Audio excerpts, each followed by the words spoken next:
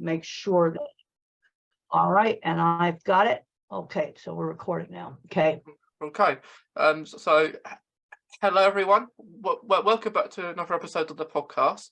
And today it's going to be a really awesome interview, and I'm joined with Temple Grandin, and it's going to be really interesting to hear about Temple Grandin's life with autism and all the wonderful work she does for advocating for autism as well. So Temple, would you mind doing a little introduction of yourself, please? Well, I am a professor of animal science at Colorado State University, and I had no speech until age 4. So when I was a real little kid, I had a lot of real severe autism symptoms, and I was very lucky to get into a very good early educational program really young at 2.5. That's really important. Yeah. And then, as we get into the interview, we can discuss some other things, but that's basically my background. But thank you, Temple, and I'm really excited to be talking with you today, because you've done some really good things, and it's really interesting, like you say that, and it'd be nice to hear more as the interview goes on. Diagnosis. So, how old was you when you was diagnosed, Temple? Well, I was born in 47, so that's a long time ago. And mother took me to a neurologist who didn't even know what autism was. And the neurologist tested me for deafness, tested me for epilepsy, and recommended a little speech therapy school that 2 teachers taught out of their home. And they were very good teachers. I can't emphasize enough the importance of early intervention. If you've got a young child that's not talking, worst thing you can do is nothing. Yeah. And this is one of the problems with autism, is you have all these different levels. And I know people, Einstein would probably land in an autism program today because he didn't speak until age 3. Yeah. And there's all different levels of severity. I worked professionally with mechanics that worked in the metalworking shops that invented mechanical equipment that definitely were autistic, with mathematically trained engineers that were definitely autistic. You see, that would be the real high end of the spectrum. And then there's others, verbals, people that can sometimes type independently. And there's others with very severe neurological problems on top of the autism. Yeah. You see, you've got this huge range, where someone's diagnosed as dyslexic. Okay, you have a problem with reading. That's a much more limited range. Yeah, it's quite common, like you'll see people that don't just have autism, they have someone else within autism as well. I find that's quite common nowadays. Well, what I'm finding very common is grandfathers and grandmothers discover they're on the spectrum when the kids get diagnosed. Yeah. Now, they would have been the Asperger type where there's no speech delay. And that's been merged together with the speech delay. And I think it actually is a mistake, because now you have a spectrum that's so broad that people tend to overgeneralize about it, and they don't differentiate between somebody who ought to go to engineering school or somebody that ought to go into high-end skilled trade versus somebody that maybe have trouble dressing themselves. Yeah, I think the really good thing about autism is that, like, everyone's different. Like you say, we all have different things. Like, even some might be hard about how to dress themselves, and then another one may be able to do that. So I think that is the thing that is really important, just to identify that we're all different in our own way, which is great, isn't it, Temple? Well, and the thing that's made my life worthwhile is a very interesting career where I've been able to make some positive improvements in the livestock industry. It's one part of my career. The other part of my career is helping understand autism, sensory issues in autism, slow processing speed problems in autism, like learning tasks that are sequential is very difficult for me. If somebody just says, this, I can't remember the sequence, I have to write it down. Yeah, it's really hard, isn't it, when someone's like talking really fast and tells you everything and expects you to I understand. can't, I have to, uh, well, my computer, I'm a really good computer person. And Chris will go, well, you just do this. And I go, wait a minute, Chris, I've got to write this down. And so there's some jobs where maybe company might get annoyed. But let's take a gate agent at the airport. There's like 12 things you got to do on the computer. Mm. And to do that job, okay, print a boarding pass. I've got these keystrokes. I would need to write those down. Find a seat and print a boarding pass. Write those keystrokes down. And then I would have to just spend some time at home memorizing them. Yeah, Just memorizing them and practicing them at home. But see, a lot of people can say, well, yeah, just do this. And a person can remember it. yeah, I can't remember it. I've got no working memory. So on learning something like that's not very complicated, I have to write it down. I heard a sad story about a man that lost 2 electrician apprenticeships because the boss just went yak, yak, yak, dimmer switch, yak, yak, yak, ceiling light. He needed to write down the things that needed to be installed and the order that they should be installed. Because I can't remember yak, yak, yak, yak. yeah. It's But on the other hand, I'm really good at things like doing drawings. oh yeah, You that's see, really cool. this doesn't load working memory. Mm, I just pull it out of all long-term memory. yeah, And I've designed a lot of stuff for the beef industry. yeah. It's really good work, Temple. But like I'm completely the same. You know, like like if someone says like you got to do that, then do that, and then do that, and that confused me as well. I can't remember that. And so what I have to do is write it down like a pilot's checklist. Okay, so if I was working for the electrician, I got to write down the light switch, the ceiling light, wire the 2 together. Then this outlet over, on the left wall outlet. I would have to write it down. I think writing down is so much easier, isn't it? It just helps. Oh yeah. But that's a simple accommodation because a lot of problems that the people with autism have to do with this working memory thing, and verbal instructions just don't work very well. Definitely. And like especially in school, I remember like at school, like education, where a lot of teachers maybe who didn't have an understanding of autism, or just didn't really know like how they were putting things across. And it was probably especially, it would have been maths, it might have been English, it might have been any lesson where they would say that like you're saying, you do this with a question, and then you'll do that and do that. It's so much easier, even if they did it in little steps, isn't it? Rather than just blurting it all out at once. Well, if I write the steps down, then I am fine. And I was at a great big industrial training conference. And I'm starting to use this gate agent as an example because the things you do on the computer for there aren't as complicated as a ticket agent that really has to know the program. Gate agent needs to know less, but it's more complicated than closing down the cash register at a store at the end of the day. And if I had to learn that job, I'd have to write down each function I had to do, like gate check a bag, for example, and the keystrokes, print a boarding pass, and the keystrokes. I'd have to write them down.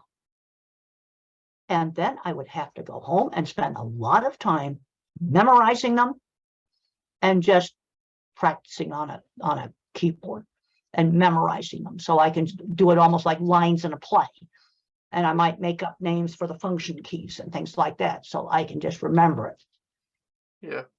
Yeah. But that's going to take me time. And I'd have to memorize those keystrokes at home. Like, don't make me do it right now. Let's come back the next day. I'll make sure I can do it. I cannot remember sequence. But on the other hand, I have a huge memory for like design work, because when I'm doing my design work, there's no sequence. I'm just accessing the information that's in my visual database. You see, and then, so I can be super good at that and look really stupid at something like learning these computer keystrokes. Yeah. Because they are sequential.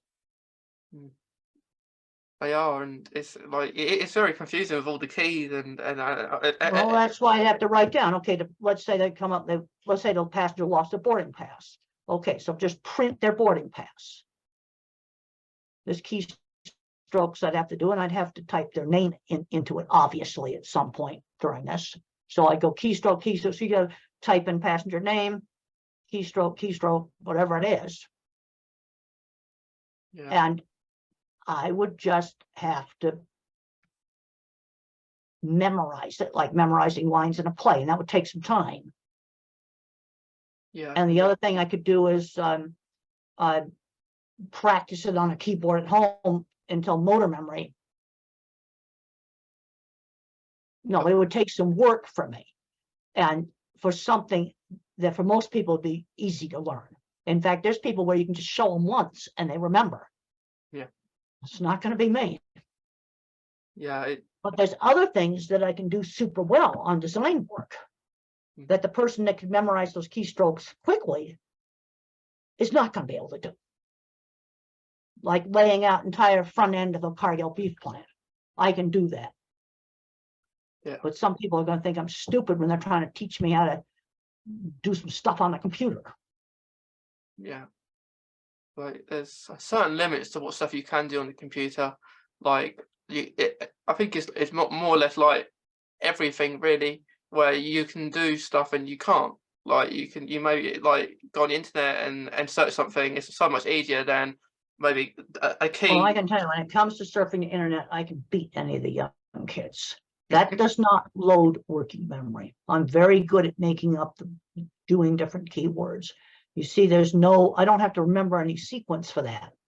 So looking at scientific articles online, I'm very good at that. And I can out surf the young kids. Yeah. But I'm going to look stupid if somebody expects me, they can show me those keystrokes, and I'm going to just do it right then and there. No, I'd be at home like for 3 hours memorizing them. Yeah. It takes some things just take a lot more time, and like we say, like with autism, everyone's different. So, well, the thing is, the working memory thing, the people with autism are different. Like I am an object visualizer, so I'm good at art, photography, animals, and mechanics. Then you have the autistic person who's good at math, an extreme mathematician. Yeah. Mathematician, a pattern thinker. Then you have some that learn languages, and they're an extreme word thinker. So you've got different kinds of thinking in autism, but the working memory issue and the slow processing speed, that goes across all of them. Because I've had employers complain, well, I showed them how to work the fry machine 5 times. What's wrong with them? Now you see, again, you're getting into sequence. Yeah. Let them write it down and make a pilot's checklist of the steps for the McDonald's fry machine. Yeah, because I'm like that. Like I'm very much like that too. Like it has to be slow, unless I'm really good at something. So if it's something I'm really interested in, I will know. It's all about practice, isn't it? And how often you've done it. So if you've done it, well, the other thing on the sequential stuff, I just would have to write it down. If I was working for the electrician, I said, just let me just write down the things. It's going to take 1 minute for me to write down the fixtures and electrical parts you want me to install and write them on a list in the order you want them installed. It's going to take 30 seconds, and then we won't have mistakes. No. I'm going to call that an external working memory. Yeah. That'd be a piece of paper. Yeah, it's so easier, isn't it? That just to it's processed differently if you're actually looking at it rather than getting told it. Well, you see, I just can't. But basically, if I'm a computer, I'm on a phone with 1 bar of service, but I've got warehouses full of computers for memory. Yeah, that is amazing. It helps so many people. And I think this whole thing with the working memory, I mean, this electrician apprentice that lost his job, this was just a month ago. This is right now. Lost 2 electrician apprenticeships. because of the problem with the working memory. If he had just written down the things to install in the order they wanted them installed, they wouldn't have lost the job. It's really upsetting, isn't it? With even like getting jobs and being autistic can be really hard, and people don't understand it, and then a lot of people find it hard to get because of like the process, and if they're slow or they need time to themselves or just a little bit of a time out. And Well, one of the biggest things we got to work on in office environments or even in a shop environment, LED lights that flicker. LED lights that flicker really, really are bad for certain people on the autism spectrum. And the way that you can find out if an LED light flickers, let's say I own the building. So wave like this, because I want to make sure you play it back in slow motion. And you'll find the LED lights that flicker that are probably going to be a problem for at least 10% of the people who have an autism diagnosis, either a head injury or dyslexia. Will have problems with that LED lights flickering. Single most important thing that has to be fixed. Yeah. I like a lot of people do get affected by lights, like even if it's like maybe like traffic lights, but like you say, those LED lights can be really effective to certain people. Or these are simple things that be easy to fix. Yeah. Now, let's say the expensive ceiling lights in the office are flickering. Then what you need to do is find an LED light that does not flicker, real powerful one. Put it in a lamp and put it on your desk. Yeah. And that will override the ceiling lights. And that's something that could save somebody's job. And it's a simple thing to do. Definitely. And making the checklist for sequential tasks is another simple thing to do. Yeah, I couldn't agree more. There's so many things that can be avoided, with just little things that help that. I think. So these are little things that matter a lot, and I like to pass on a lot of practical advice that people can use, because I want to be successful at work. In my work that I did with the meat plants, I worked with a lot of autistic people that owned metal working shops. They'd taken a single welding class in high school, and they were inventing and patenting complicated hydraulic mechanical equipment. And since they're not declared, I have to be vague about what that equipment is. And these people are retiring out, they're not getting replaced.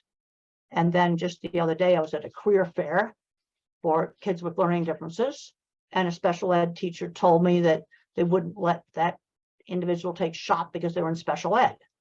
Well, I'll tell you right now, 20% of the people I worked with building my stuff would be special ed kids today. And they own metalworking shops. You see, and they would be my kind of thinker, visual object visualizer, horrible at algebra, horrible at abstract math, but they got 20 patents and selling their stuff around the world.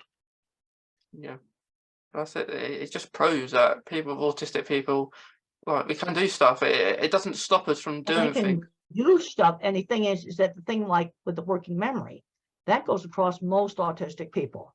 Yeah. And you just say, let me write it down what you want me to do. Yeah. And then if I was doing the electrician apprentice, I'm going to have abbreviation. Ceiling light would be CL. A switch might be S. So I could jot these things down very, very quickly.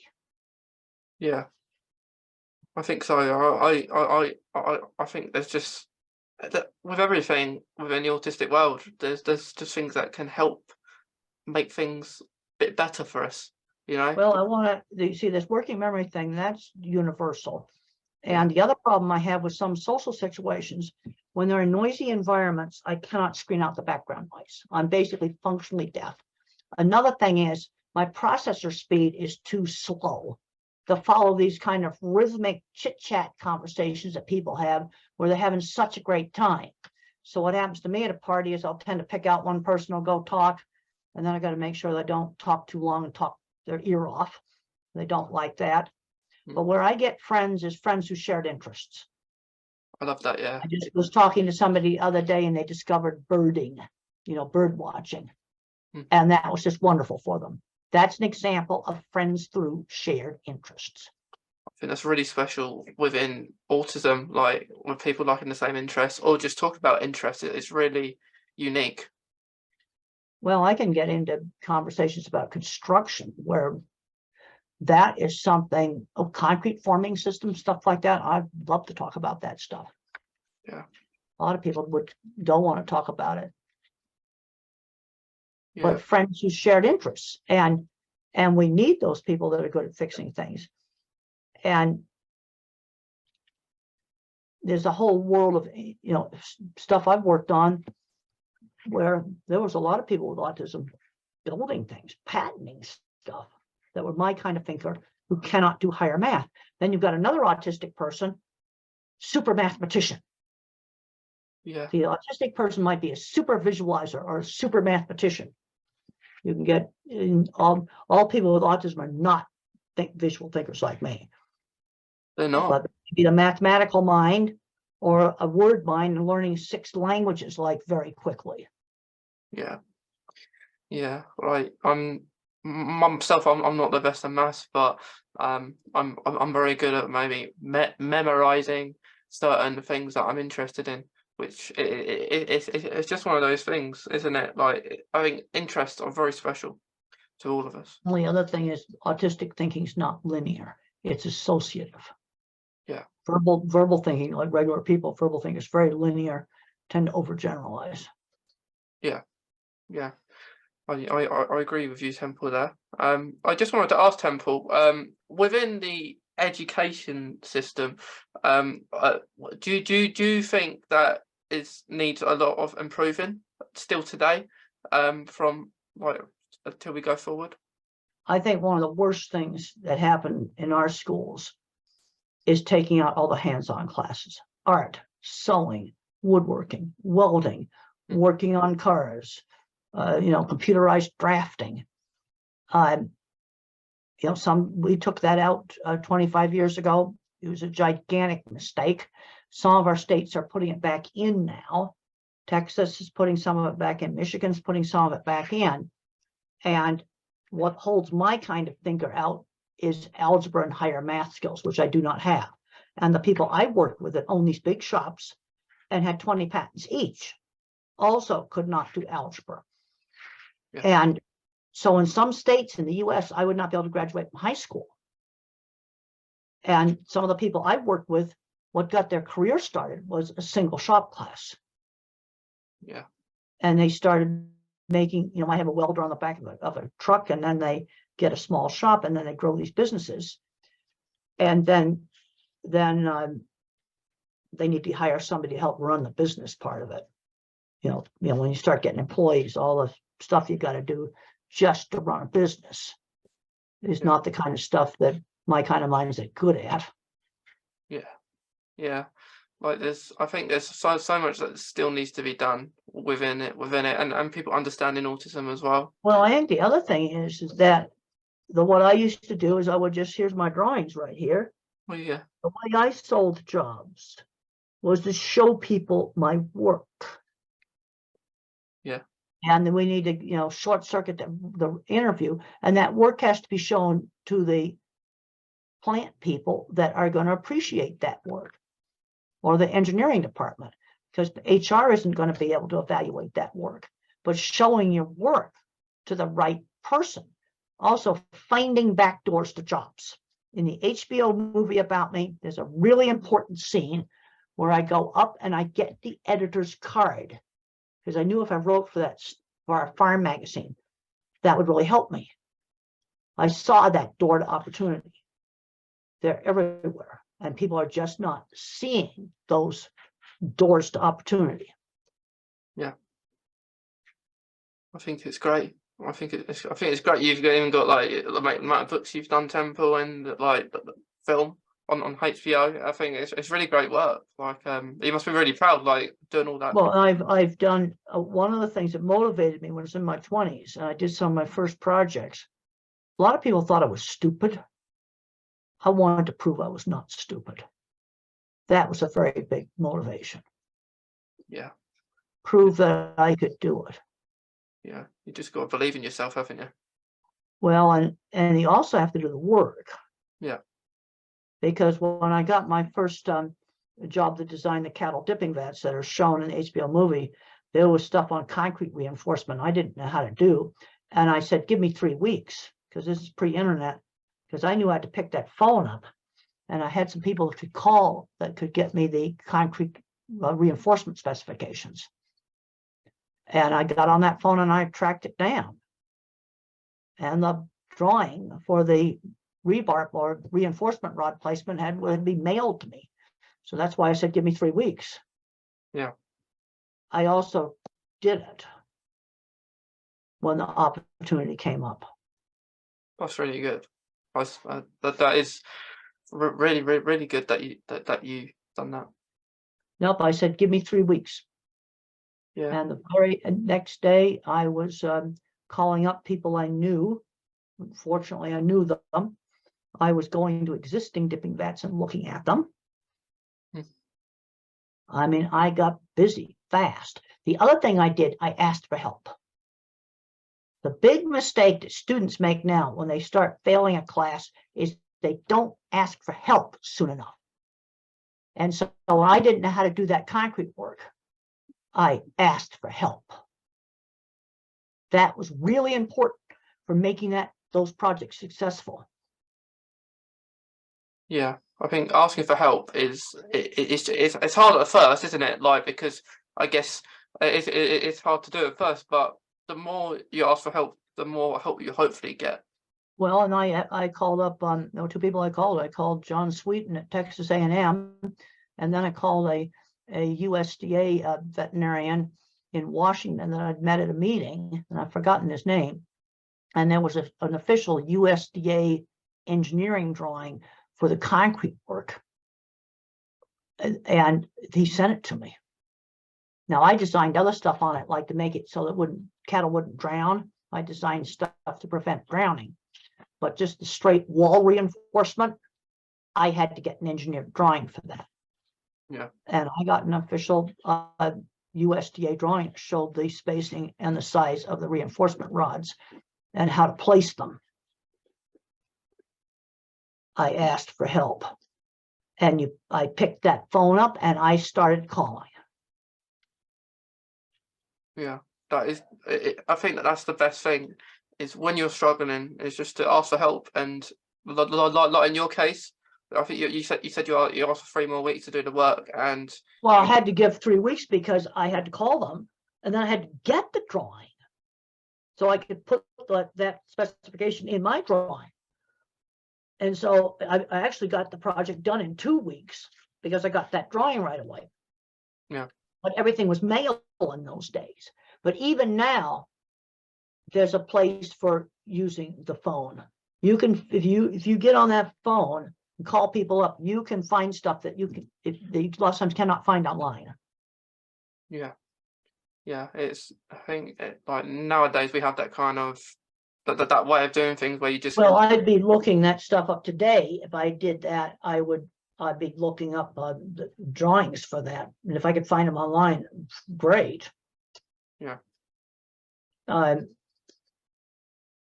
fortunately, I got the next day when I called, I got the people, and the drawings went in the mail that day. Okay. So I got them right away, and the rest of the design I designed. But the one thing where I had to have help was on the specifications for the wall and the concrete reinforcement. Yeah. And then the rest of the design I did. That is really great. But I see you are really good at your designs. I see that what you showed me. And that is great. But there's making yourself good at something that was specialized. Also, I worked freelance. I think another thing that's a big problem is, like in the US, for example, I don't know about Europe, you get somebody that goes on disability, it depends upon the state. They're very limited in the amount of money they can make. And if they start to really make money, then the health insurance goes away. And that actually stops a lot of people from getting out and getting good jobs. When I was in my 20s, I actually had no health insurance. Okay. Also, medical procedures were nowhere near as expensive as they are now, even if you control for inflation. Yeah. But that's a big issue that keeps a lot of people out of working. I mean, there's a lot of people I think could give up a disability check if they could just keep the health insurance. Yeah. It's really annoying, isn't it, when that happens? I know you have to take it away if you have a job. But like I say, it's very hard, isn't it? To get one. Sometimes, especially if you say you have autism, and they'll just think it's a really bad thing. When Well, it's still, unfortunately, it's still a lot of discrimination. I never disclosed yeah, when I was in the 70s and 80s. I just sold the work. yeah, I would just I'd send clients drawings, and then the other thing I did is I wrote articles in the meat industry and beef industry trade magazines. I couldn't have, I just wrote articles about how to design stuff, and that's another way that I sold jobs. I went to conventions, and yeah. it all got down to selling the work. Yeah, that is really cool that like you're just doing like things like But that. the problem is, let's say I was on a disability system, at least with some of the states in the US, if I made too much money, my health insurance would go away. See, because I worked at freelance. Yeah, And that's the thing that holds a lot of people back. yeah, it does. And even when my blind roommate that I had when I was in graduate school, that would have been early 70s. She used to complain. She says, I could give up the disability payment if I could just keep the health insurance.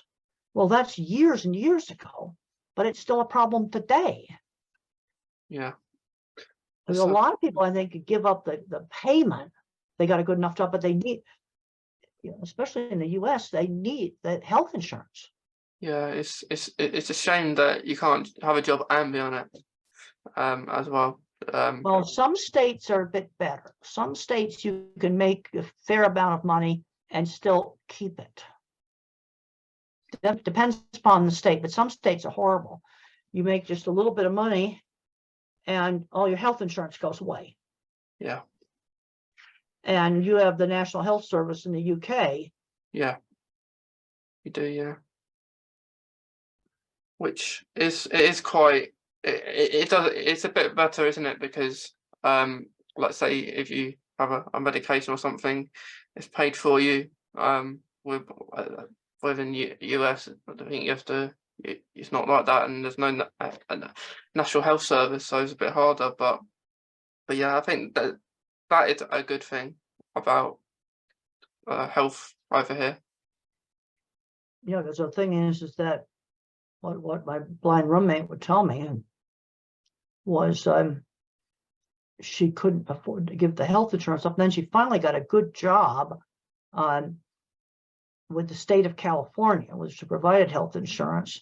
And she was a clerk typist. And then when Microsoft Windows came out, they went from DOS to Microsoft Windows. She couldn't do Microsoft Windows and had to quit that job because it wasn't, the DOS commands no longer worked. Yeah. Now they've got programs where the blind people can use, but she was right there, right when the first Windows came out, and she was not able to use that. Definitely, and like there's all these different servers they just get complicated when there was change and they're updated and like they do new things that they didn't do before. Are you working right now? No, I'm personally not working. But because I think I told you when we had our call, Temple, that I'm in no compromise, so I don't I don't work at the moment. But You said you are immune compromised? yeah, Okay. that's it, yeah. And it's a lot harder, so to do things, and because of certain drugs I take for my illness, Crohn's. But yeah, I do a lot of things, like I do like this podcast, and I socialize still, but yeah, it's just a little bit harder Yeah. to do things, and it's harder to sort of make other people understand as well, who don't have my situation. Well, yeah, and that's been a problem with COVID. Some people are immune compromised, and Yeah. Yeah, it's been hard, and like when pandemic started in 2020, and that was when I decided to create a that's when I decided to create a podcast, because I thought, why not? Like I speak to a guest every week, and speaking to you today, and it just, especially with mental health, that really improves it. yeah. Yeah. But yeah, that so I have had opportunities, but I guess the world hasn't been nice to us the last couple of years, and but yeah, I will work. I have done work experience. I did actually work at before the pandemic started. And what did you work at? It started off at work experience at this. It's called Direct Meat. So it was a meat factory where I would go in and help. So I'd put meat in the shelves. Oh, okay. Yeah, and I would do that, and because they thought they did actually, when I started Temple, they didn't have a clue what autism was. I said I have autism, and they didn't know of it, so I had to explain what it was, and then because it was quite a big environment, and I didn't know anyone, and then they paid me eventually because they really liked me, and then I got told, You did good work. You probably did yeah, good work with the yeah, shelving. And the thing that I did, I never talked about autism, but I would say, I need to write down what you want me to do. I yeah, would just say that. And then I did, and I learned how to write it down fast. yeah, And I did that on jobs, like, what exactly do you want me to do in this project? And I would write it down. yeah. And I got told, I got asked to come back, but I didn't because of being immunocompromised, and people who would go there they would tell me if they weren't very well, but apparently now they've improved it, so they made it a bit more accessible for people who got autism and on the spectrum. So I think I would like No, to go I back. was COVID. I didn't fly for an entire year. And as soon as I was vaccinated, I went out and just started doing things again. Yeah, But I worked on my visual thinking book. This I did during the lockdown, a visual thinking book. oh, that's awesome. Because I had to, that was the big lockdown project, was doing that book. Yeah, must have took a lot of time to do that. Yeah, it did. Yeah, And I spent on lots of stuff I had to look up online. And fortunately, that was working during the lockdown. yeah, definitely. I'm because of my age, there was no way I was gonna risk getting COVID until I was vaccinated. Yeah, yeah. I've been vaccinated probably 4 or 5 times, due to being immunocompromised. So but I think now, from now on, I think it might just be yearly. Like the flu jab. Um, I think that's how it will be now. But yeah. But you see, Temple, I think now, where we are now, I think it's a lot more harder in a way than when the pandemic probably was, and the lockdowns, because Yeah. um, especially maybe anyone who is vulnerable and compromised, because no rules, especially not in the UK. I'm not sure about anyone else in the world, but there's no rules anymore. Like, it's all gone, and like when there were at least a little rule, like keep distance back. Even with autism, you see, I wasn't like going too close to people anyway. Like with keeping distance and stuff. I'm quite sensory myself. So Well, sensory issues, we talked about the lighting. yeah, Needing maybe to have sensory breaks. That's something that some people are going to need. But in the office environment, I think the LED light problem could be one of the worst things for certain. It's not a problem for me. This is where sensory issues are very variable. I don't have a problem with the lights flickering, but there's other people that do have a big problem with it. Yeah, I don't have a massive problem with it, but I actually probably a month or two ago I went to a local pier, and not that far from where I lived, and I went in there, and you know when like you have the arcade and everything, all those lights are going on and off really fast, and I thought that was someone that could really affect someone else on the spectrum, or someone with epilepsy, or something. Well, no, they see, now let's say all the lights in the ceiling of an office flicker. You're probably not going to be able to change that, but one of the ways you can do is get a lamp and put a really bright LED light that does not flicker in the lamp and put that on your desk, and that will that'll cover up the flickering lights. Definitely. And that's not something that's not difficult to do. Yeah, it's an easy fix. It's something specific that you can do, or get your desk over by the window. That may solve the problem, but it won't solve the problem at night. No, it's I completely agree. I think just those little things could solve a simple thing, really. That's right. Well, probably need to get your final question asked, because we're getting close to an hour. Yeah, I just got a couple more things Okay, all right. I want to ask you, Temple. One thing is, I was wondering, because like with female and males getting diagnosed with autism, do you think that there should be a separate diagnosis between them? Like, so like you'll get a separate diagnosis for a female and a male, like in the process of the diagnosis. Well, the thing is, a lot of this diagnosis is not precise. It isn't like diagnosing tuberculosis, where you've either got tuberculosis or you don't have it. And you know, sometimes it's less obvious in females. And one of the problems in females is abusive relationships. You know, a lot of women have they want a relationship really bad, and they get an abusive relationship where they should be telling the guy to get lost. Yeah. And that can be an issue. Yeah, I think so. Yeah, like because like it's different, isn't it, between like a male and a female with autism. So thank you.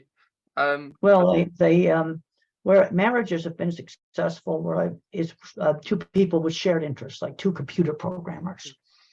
That would be an example, maybe, of an autistic marriage that's been successful. Okay, do you have some other question? Yeah, I was going to say, within like your like life and everything you've done, do you have that maybe one thing that you've been really proud of, like that one thing that you've been really proud that you've done? Well, I'm really proud of things I've designed, but I also found from an animal welfare standpoint that one of the things that probably made the biggest changes was a very simple assessment scoring system I developed for the slaughter plants. And that system was used by McDonald's, Burger King, and Wendy's. And in 1999, when I did that, I saw more improvement than I'd seen in my entire life prior to that. And I'm very proud of that, because I was able to do something that improved it, and it was not complicated. It was something that was fairly easy to do, and I'm proud of that. Most of the plants could get good animal welfare without buying all kinds of expensive stuff. A lot of simple things: non-slip flooring, lighting, equipment repair, and management supervising and training employees. Yeah. Well, that's really special that you've been helping people, but doing all that kind of stuff, and it's Hello. Okay, yeah. Your image is buffering. I was just saying, Temple, it's really good that you've been like all the stuff that you've done, like with you. What Well, thank you very, very much. And I hope I've given some information that's going to be helpful. Thank you. Just before we go, I just want to tell you something that I've been doing with like autism and raising awareness. like what I'm part of in the UK is an organisation called the Multi-School Council Temple. Okay. And what that is it's about like helping people not just with autism, all different things are part of the spectrum, as well. And what we do is we raise awareness of autism. Like there's all different types of kind of groups. So you'll have a deaf group, you have an autism group, you have a Yes, that's right. That's yeah, right. yeah. And like I was gonna say, like it's been going for 10 years, and there's that that is one of the things that I've been doing. And there's actually going to be a conference in April when this episode will actually air as well, where I'm going to speak about autism, like my experience a little bit, because it's going to be anxious for me because like I said, being immunocompromised, I haven't really done that for a Yeah. long time. So especially an indoor event as well. So I just wanted to talk about that. And also another thing is called Autism Angular, where I'm part of another thing called Autism Advocates, which stands for autistic, but just calling it autism because we are all awesome, aren't we, Temple? Yeah. And yeah, I just wanted to share that. Okay. Yeah. All right. Good. Um, That's good. yeah. Is there any last things that you want to say? No, I just want to help people on the spectrum get out and get a good life, get jobs, get into careers, because that's one of the things that's made my life interesting and given me a fulfilling life. And at the age I'm at now, I want to help the younger generation to, anything I can do to help them out. And that's why I like to talk to a lot of people. Thank you. And thank you for coming to talk to me, because I was very happy when you replied, and I got the email and everything saying that you were really interested. So that made me feel really happy. Oh, okay. Well, that's just great. And guess I'm going to leave the meeting now, but it's been good to be here. Yeah. Thank you. And Okay, great. thanks, Temple. Okay, I'm going to leave the meeting and thank you Thank you. for having me. Bye. Bye.